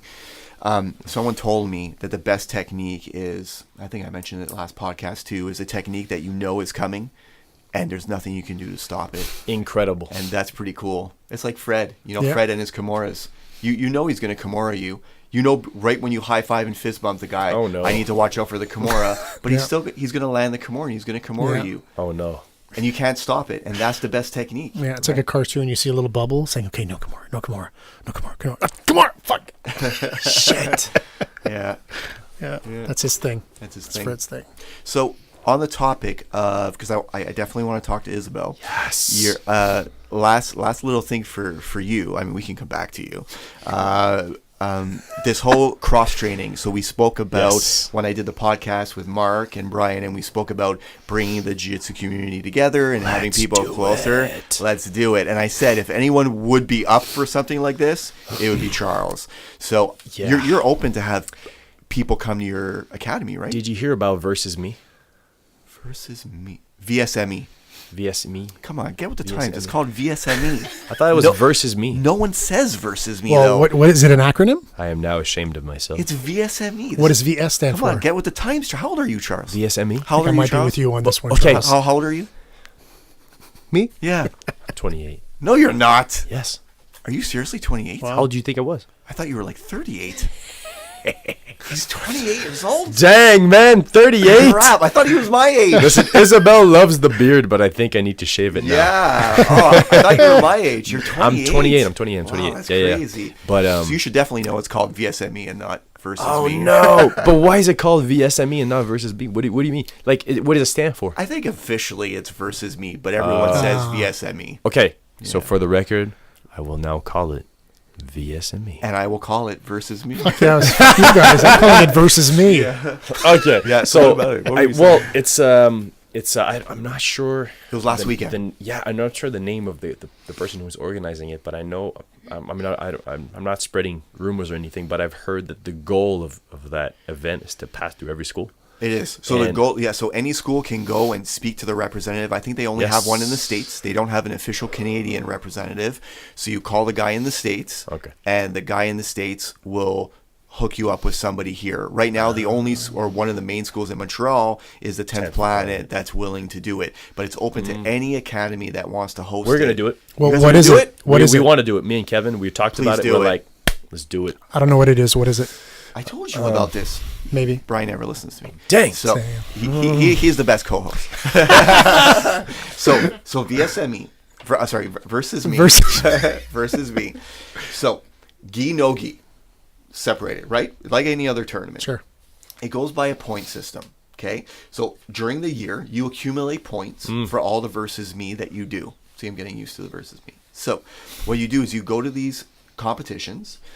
You sign up for either gi or no gi or both. It's super cheap. I think I registered, by the way, not knowing I was doing Abu Dhabi, and then I sent them an email. Sorry, I can't make it. I went to your previous one, but I'm competing next weekend. They totally understood it, so I felt bad. But what it is you show up at the tournament. You're in a bracket. Once you finish your bracket, you can call people out. Higher belts, lower belts. Oh, yeah. It Okay. doesn't Yeah, I matter. remember It's you cool. It's telling cool. me It's about really it. relaxed, apparently. If you sub or win against a higher belt, you get more points. If you go against a lower belt and you win, you get less points. If you lose points, and so on. So during the year, you keep accumulating points, and the more higher level you challenge, the more points that you get. And at the end, there's prizes and stuff like that. It's really interesting. And that's in gi and no gi. That's really cool. And they go from club to club, anybody who's interested, and they host the event. Amazing. I was supposed to go, and I look like somebody who pussied out. But I hurt my back at the last injury, and then I was feeling good because I wanted to roll with Corey. Corey Guitard is a monster. He's a shout out to him. He was on the podcast. I was going to say he's been on the podcast. Much respect to Corey and everybody at 10th Planet. He's an absolute monster, and I was looking forward to go there and get beat up by him. And but the day of, obviously I teach jiu-jitsu, so I'm like, my back was bad. I'm like, do I go fight balls to the wall, or do I keep teaching for the rest of the week? Let me just. I want to keep teaching. So I didn't go, but Kevin went, actually, my partner, and he had a blast. He had 3 good fights with I think black belts. He had a blast, learned cool stuff, and I think we were super excited to host it, to do it at our school. That'd be a great idea. It's a great thing. So on a regular basis, when you guys have your open mats and stuff like that, are you welcoming people from other clubs and stuff like that? There's I don't know if you know, there's a couple of guys from our school that are actually trained also at BTT. Okay. And we're not very politicized. Like if you come up with the BTT gi, I don't care. It's just jiu-jitsu, man. It's just a gi. It's just a gi, bro. Like it's just. So we're not super politicized. So we invite anybody and everybody to come train. And we had a guy recently from Syracuse, New York, Brendan Fagan. He trains out of Beaudry, BJJ, I think. And he came by. We're open. We're open for anybody to come roll and learn from them, and they can learn from us, and vice versa. But when is this versus me gonna happen? That's the thing. Nothing is set yet. I just basically the people from versus me approached, Kevin. Okay. And so Kevin talked to me about it, and I'm like, why the hell not, man? Let's do it. Let's do it. So we nothing's set, but we're gonna do it. Because basically, it's not a competition. It's just like a giant open mat. Yes. You know what I mean? It's a lot of fun. There's no prizes or anything? Or? No, so on the spot, there are no prizes, but that's why it's so laid back. That's why it's so much fun. There's no pressure. Like, you're not going on a podium. You're not getting a medal. It's just a bunch of people rolling together from different academies. And the guys that go there, most of them, 90% of them, aren't looking at their points and this and that. It's just like another event that just you show up, you get to meet a bunch of other jiu-jitsu guys that maybe you wouldn't normally interact with, and you just have a lot of fun. It's a great idea. I went to the one that 10th Planet had a few months ago, and everyone was just lounging on a mat, talking together, super social. It was really cool. You can't. There's camaraderie, camaraderie, in so many walks of life. But the one in jiu-jitsu is special because when you interact with people with who you train, your safety is in their hands. Their safety is in yours, and it develops it doesn't matter your religion, your ethnicity. It doesn't matter. When you're on the mat, you're just two people doing jiu-jitsu, and you're on an equal playing field, and it develops a very deep respect. And most people that do jiu-jitsu are very calm and very relaxed. And the ones that stick through it, for sure. Of course. You get humbled every day. Like, yeah. I want to talk to Isabel now. Let's do it. Okay. I'm going to pass the mic now. So we're just going to slide the mic gently over. Seems like you're having a hard time with that, Charles. I'm sliding into Isabel's DMs. Are we good? You can get closer if you want, so you're more comfortable. Tell just Charles to move over. Okay. Yeah, move scoot over, give him some Charles. room. So tell us when you've been doing jiu-jitsu for a couple years now, right? It's gonna be 3 years this summer. This summer? Yeah. And then hopefully Charles will give you your blue belt. Eventually. I mean, so let's talk about that. Yeah. Come on, Charles. Because you told us, and it happens a lot in a lot of academies, that he's going to be harder on you than everyone else, right? A lot. Yeah. Right? Very much. You know about that. Yeah. So tell us a little bit about that in general. Well, I'm Charles' student, but I'm also his girlfriend of a few years now. So I started jiu-jitsu 3 years ago, and it took me 3 years into our relationship to start jiu-jitsu. Okay. I started by coming and just watching, but at that time the school wasn't that big yet, and all I could see was really big, muscular, hairy, sweaty guys on the mat looking super mean, and I just felt like it wasn't for me. But eventually I started with a few self-defense classes. I think trap and roll was the first technique I learned from him, and when I started, he started making more publicity for the school, and the school started to grow, and a lot of girls started to join also the school, so that helped a lot. And you guys have a good you have a lot of women. Yeah, we do. It's honestly like a great thing, because I tried to get my friends into it, but very hard. It's difficult. Very hard. My sister joined, so that's nice. That's cool. Yeah. My wife refuses to do jiu-jitsu. Same here. So she got her black belt in karate under me, and that was good. So she can punch and kick people and take people down, and that's good. When it involves other men being on top of her, she freaks out. So we tried it, and it doesn't work. So she wants nothing to do with it. And I would love for her to be in jiu-jitsu, but she wants nothing to do with it. So I understand when it comes to it's hard to get women used to that, right? I don't want my wife to do jiu-jitsu. I've heard a lot of men say that they don't want. When I go to jiu-jitsu, it's to get away from her. No, I'm just kidding. Love you, honey. I've heard men say they don't want their wives to do it because they know it would involve other men being around them, and I'm like, that's unhealthy. But it's not like that. But it's not like that at all.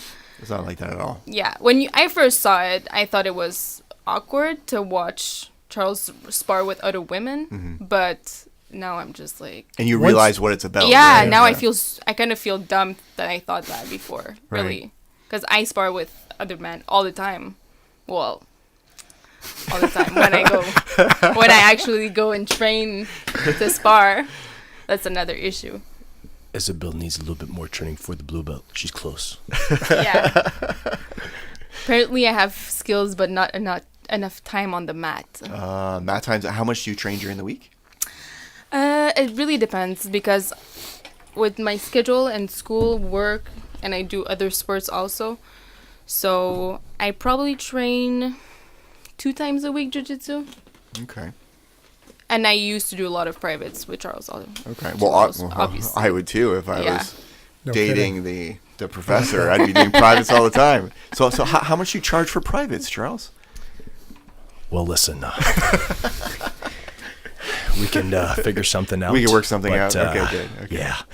But no, I was just going to say, I wanted Isabel to come on the podcast today because I found it really interesting to get her point of view on how it changed.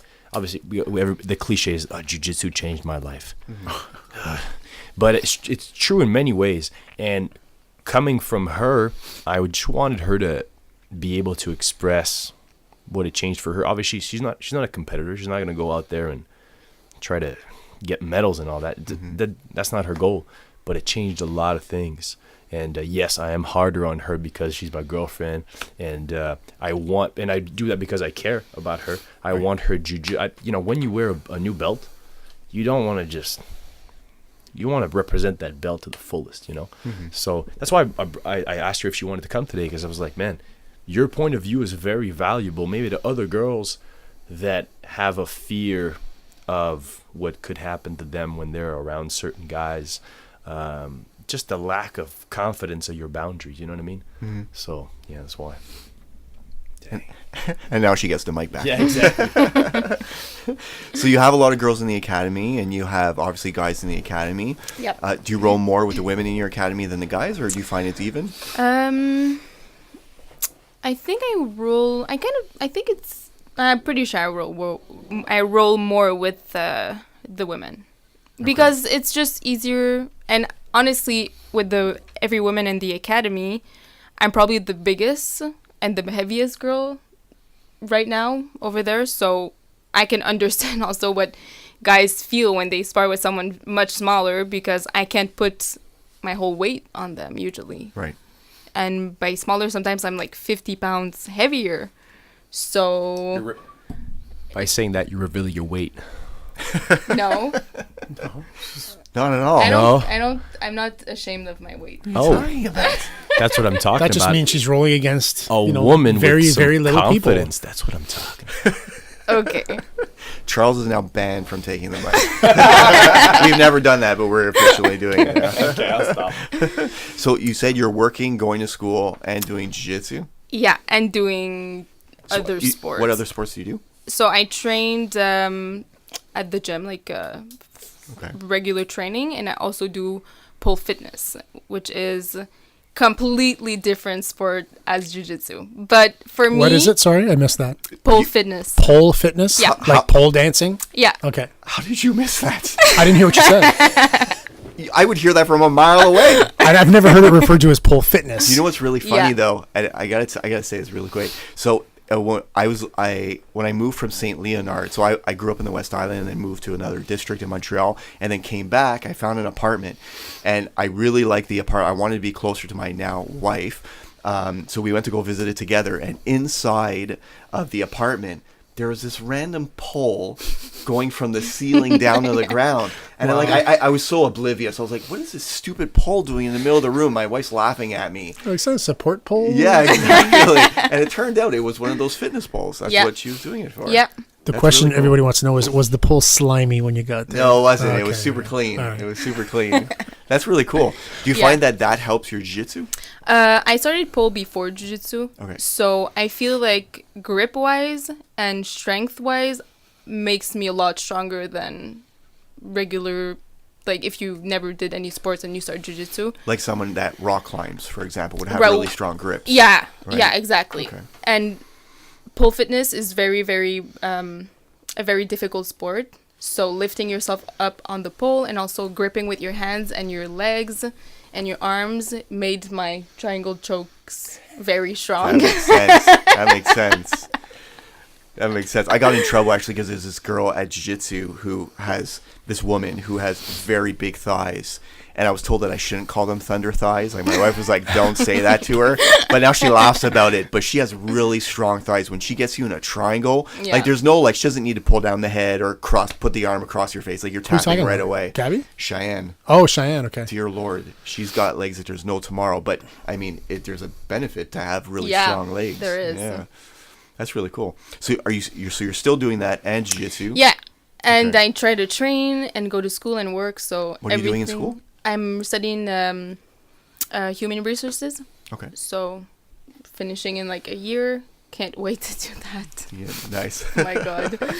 But I do want to train a lot more jiu-jitsu during the summer to get my blue belt eventually. So I'm trying to go on the mats as often as I can and also spar as often as I can. Right. Do you guys do a lot of sparring at the academy? Like every class, do you Yeah. spar? Well, at every class, the class is about an hour and 15 minutes. Charles is not allowed to have the mic back. Don't touch that mic. He just grabbed it. As I was saying that, I was like, don't grab You're it. just allowed to nod So- you can or nod. shake. The class itself is 2 hours. Okay. So there's drilling, there's techniques for about an hour and 15 minutes, and the last 45 minutes is sparring.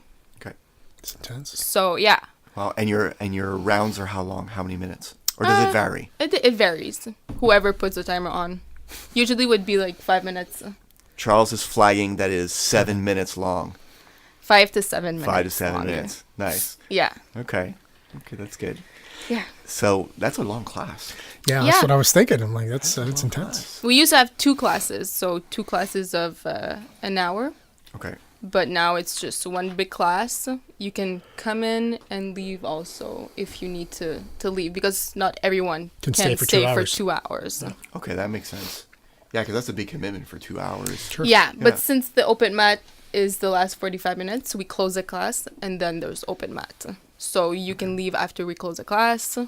Or you can stay for open mat. Yeah, but usually, I mean, we all like to stay for open mat to test the technique we just learned. That makes sense. Basically.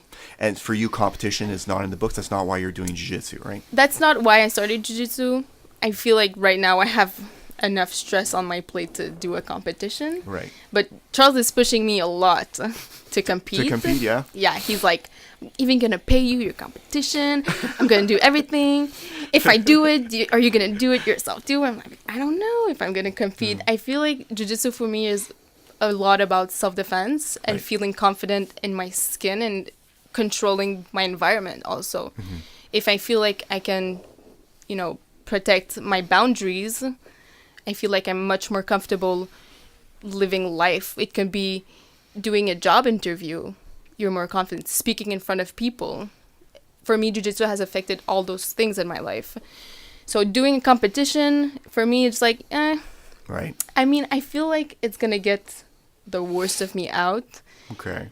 because I'm a really nice person, and I feel like when I spar, I have this switch that turns, and I become Okay. really mean. She's one of those. Yeah. Yeah, I become like I said to my sister, I'm like, I become like an animal. Like, I'm just like, okay, you want to do this? Okay, let's go. So the white belt rage is still strong. Well, that's why it is. Yeah. I think it's important, and I know where Charles is going with this, and I think it's important. I can see why he's encouraging you, and I believe that every white belt should compete once as white belt. Yeah. What you do later on is on you. And I do believe, like Charles said, when you get close to your black belt, you should compete to see where you're at and see how you gauge against other people. So for me, the big milestone is the white belt and the brown belt to compete. At least do it twice. And Charles is praising me right now, which is great. But if I were you, again, it's a personal choice. Some people just don't want to. But to go from white to blue, I think it's important to know, like, where are you? You know, how do you do with other women your size, at your level? You know, you're saying you're getting close to blue, so how are you doing with other white belts? Because everyone's on the same playing field at white belt. The only difference that there'll be was may do a little better. It might not be your day either. Yeah. But just to go through that anxious, you know, situation, it's so, like, healthy for you. You'll find yourself grow so much as a breeze. Think jiu-jitsu did a lot for you.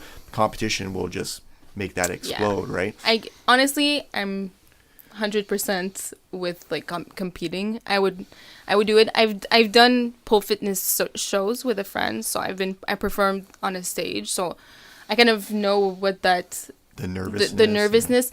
But jiu-jitsu is you're really, like, against someone. It's really a competition, and you're fighting physically against someone.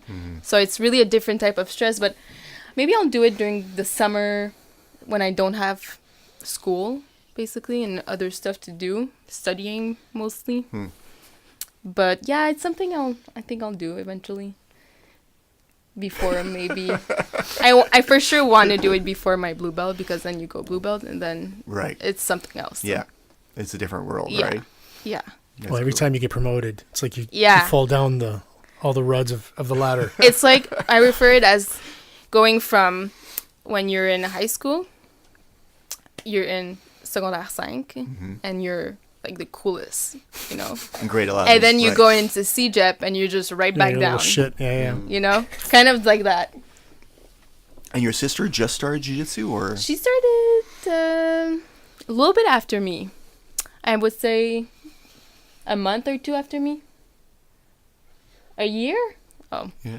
I think she started maybe a year after me. Okay. Do you roll with your sister? Yeah. We all, with my sister, we roll, and we're just like, yeah, floor roll. Oh, yeah, it's going to be nice. Roll, yeah, right. And then we end up killing her, like, wanting to kill each other.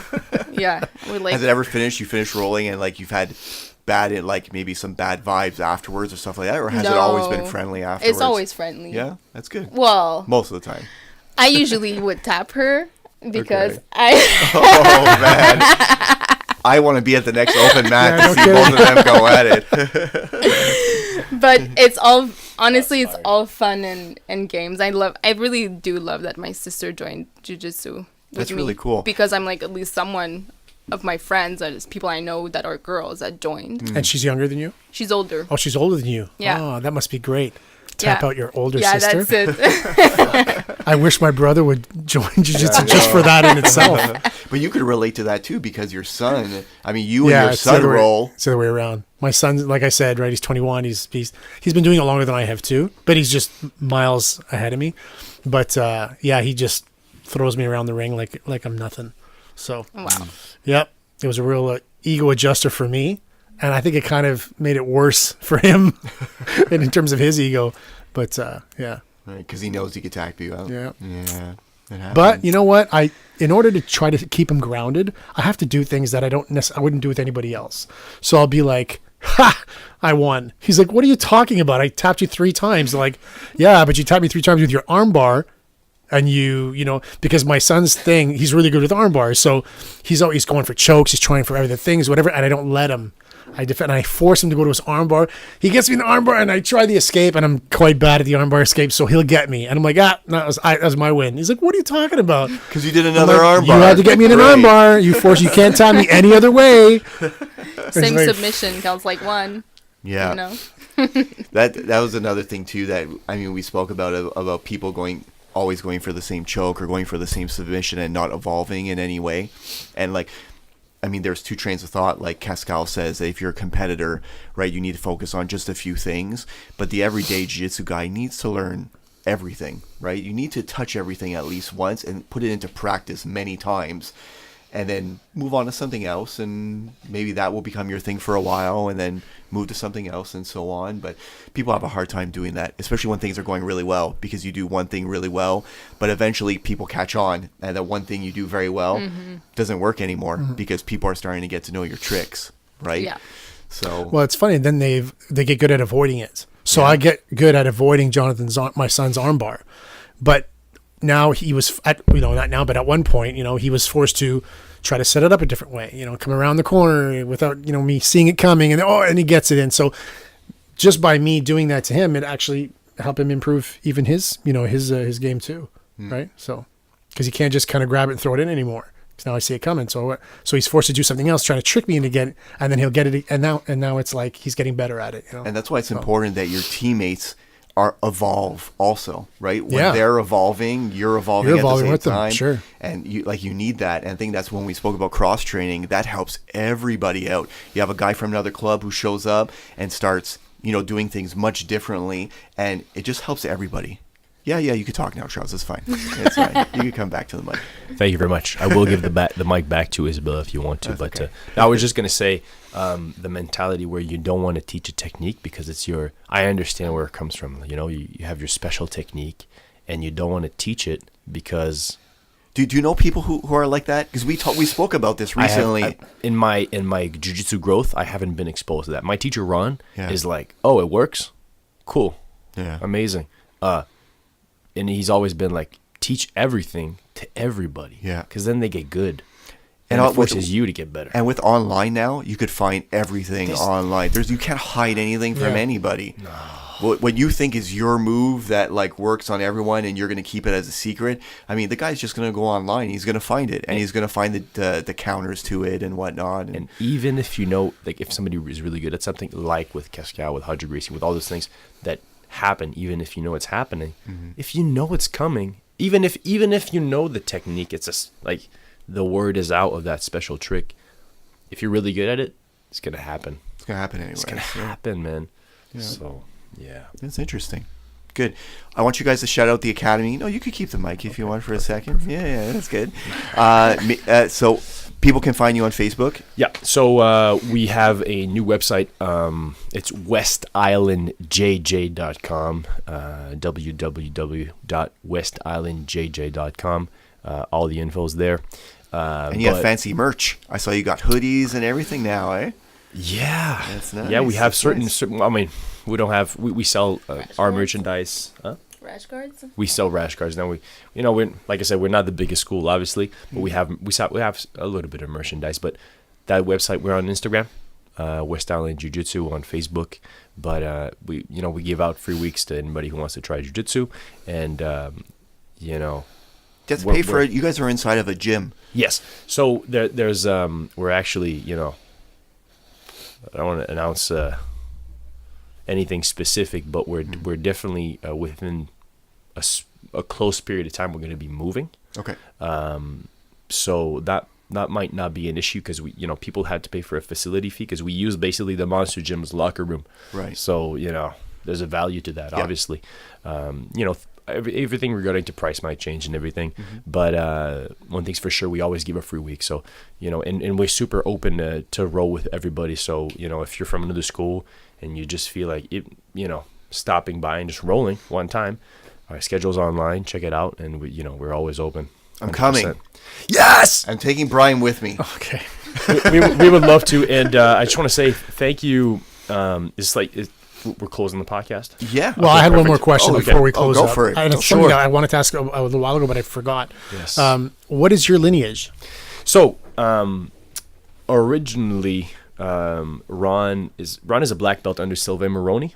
Okay. And is a black belt under Nigel Scantlebury. I don't know if you know about him. No. He's one of the first MMA pioneers in Canada.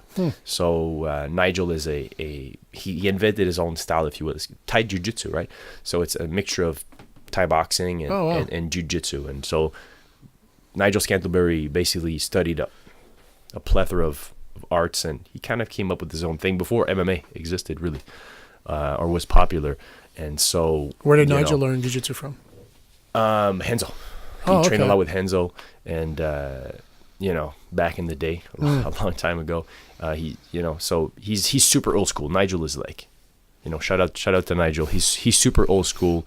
Actually, the Sherbatov brothers are black belts under him. So it's just an old school, really tough guy, great guy. And then obviously Sylvain Moroni, Bravado, he's under Hoyler. So we're kind of affiliated to both schools because we also teach Thai boxing. Okay. Me personally, I don't do any striking. I don't like it. I don't like to hit people. So I'm very much into Gracie Jiu-Jitsu, self-defense. What's his name? Professor Ron. Ron? Yeah, Ron Patton. He was under Sylvain, or he was under... he was under originally he was, it's a long story, but he was under Sylvain. He got his blue belt under Sylvain. Okay. Then for a while trained with Nigel. Okay. Got his black belt under Nigel in Thai Jiu-Jitsu. And now went back to train with Sylvain, and now has a black belt in Brazilian Jiu-Jitsu under Sylvain as well. Gotcha. Is he still active at West-Island Jiu-Jitsu? Yeah. So he'll be there every Saturday. If you guys want to meet Ron, for sure he's going to be there Saturday. Obviously, he works for another company to make a living, and so he's quite busy. He travels a lot, but he's there. He's active in the school. Obviously, me and Kevin, we run the school for him, but he's definitely, he makes active presence, and he still teaches, and he still rolls, actually. And it's cool. It's incredible. I mean, the guy's, I don't know, he's like 60. Yeah. Oh, wow. And I roll with him, and he has the base of a cat. I can't sweep him. It just comes to show that age is not a factor. And when you know what you're doing, you can be super effective no matter what the age. And Kevin, did he start? Has he always been West-Island Jiu-Jitsu? Yeah, he's always been West-Island Jiu-Jitsu. He cross trains at a lot of other places too. I think he goes to 10 Planet 2, goes to train there, and he originally did karate. Not Shotokan, but Kyokushin. No, not Kyokushin. Not sure. There's a lot of there's a lot of karate. Hapkido. Okay. He did Hapkido for a long time, then Jiu-Jitsu. And me, it's just Jiu-Jitsu. I've been only doing Jiu-Jitsu. But that's it. One thing I can say for sure is I sincerely appreciate you having us today. Thanks for coming on. And great show, great host. And it's a beautiful way to, like you said, unite a little bit the jiu-jitsu community in Montreal, in Quebec, in Canada. We really appreciate it. So thanks, Ray, too, for letting me co-host. Do you have any other questions? Because I was about to end the podcast and you asked a question. You're okay now? I'm okay now, yeah. Okay, guys. Well, you could follow Charles on Facebook. I'm assuming Isabel is also on Facebook. Yes. She's on Facebook. Instagram. Yeah. So you can stalk them both on there. That's usually what I do. I don't have Isabel, or maybe I do, but if I don't, I will be adding her. Don't forget to check them out. The school also, if you're ever in Montreal, in the West Island, so the West of Montreal, you could check them out. Their schedule is on their website. And that's it for us today. Thanks for being on again. Thank you so much for having us. Thank you so much. You've been listening to Let's Talk Jiu-Jitsu with Raymond Terrence. Go follow us on Facebook and Instagram. And don't forget to subscribe to our YouTube page. Turn on notifications and press that like button. Thanks for listening. We'll see you on the mat.